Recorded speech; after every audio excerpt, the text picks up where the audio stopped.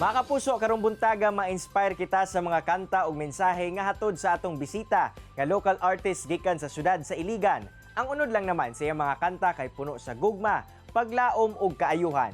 Di na nato dugayon pa atong ila-ilahon si Sir Christian Actob.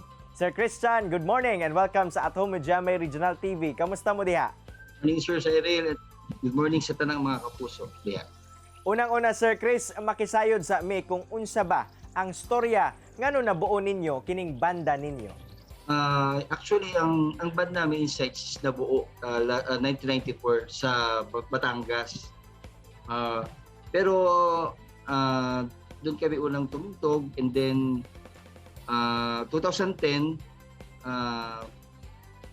transfer ko dito sa Iligan. Ito yung hometown ng papa ko, and muli dito ay after pilakadekada binuo ulit namin ang Insights.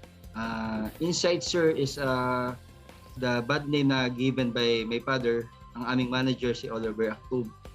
Kasi yung mga composition ko is actually Insights is a Christian band. And then nung time na lumabas kami, tumugtog na kami sa labas, hindi lang sa church. Doon yung mga composition ko is double meaning, contemporary song na pwede kay God and pwede rin sa mga sa mama, pwede rin sa mga taong minamahal natin, sa mga friends, and sa mga kanan, and sa partner. Sir Chris, sa inyong mga kanta nga ginahimo o ginapadungog sa publiko, unsa ba ang kasagaran nga mensahe nga hatod niini? About like sa latest single namin ng Insights na nirelease noong February 28. It's all about second chances. The song entitled Let's Start All Over Again, about sa second chance sa buhay na hindi permanente nasa baba tayo, at meron dating din yung panahon na na ikaw naman ang suswertehin, ganun. Sa friendship, may mga shortcomings, may mga tampuhan ng magkakaibigan, pero pwede mo pala uli magsimula. At lalo na sa relasyon, na may mga tampuhan, pero at the end of the day, magsisimula ulit tayo ng panibago na po. Tsada gayud kaayo ng mensahe sa second chances sa kinabuhi, Sir Chris. Apan, unsa ba ang personal story nimo, sir, nga diha kagahugot sa imuhang mga kanta? Actually, lahat ng mga songs ko is yung istorya ng buhay ko, istorya pa ng mga nakikita ko, tapos ginagawa ko na kanta. Like yung More Than Just a Heartbeat, about sa Panginoon na kahit napalayo tayo sa Kanya, hindi niya tayo pababayaan. So, isa na sa inspiration ko ang spiritual life ko, and then ina-apply ko lang sa buhay.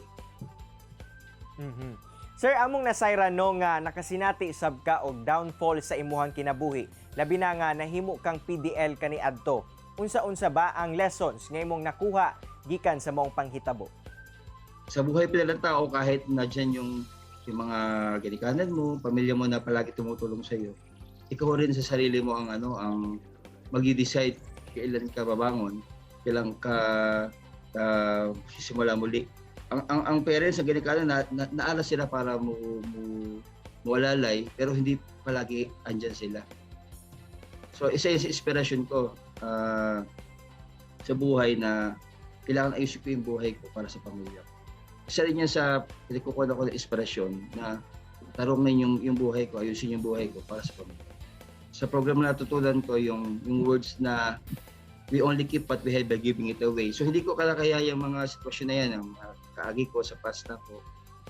Dahil sa yun ang kinukuha ko ng pusog na even though nakaagi ako na ganyan, hindi pa pala huli ang lahat. Kailangan hanggang may buhay, may pag-asa.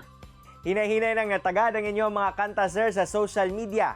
Unsa ba ang imuhang ginabati karon? Masarap ang feeling na yung kanta mo pinapakinggan, yung mga musikero dito kahit paano yung respetado kami, lalo na nag-alakihan na yung mga anak ko, so nakikita nila ako na tumutugtog, like yung anak ko, kasama ko rin siya minsan pag tumutugtog ako. Yun, gusto ko na yung music, sabi nga nila, language of the soul, yung ganda ng musika, na i-share ko sa mga tao, yung mga request nila matutug namin. at especially yung mga komposisyon, yung kanta, yung ginawa ko na mapakinggan ng iba't ibang klase ng tao. Nindot kayo nga mapadayag ninyo ang mga maayong mensahe pinaagi sa mga kanta nga inyong ginatugtog, Sir Chris. Daghang kayong salamat sa oras nga imong gihatag dinhi sa At Home with GMA Regional TV ug Amping Kanunay. Thank you, sir. Thank you mga kapuso. Bye-bye.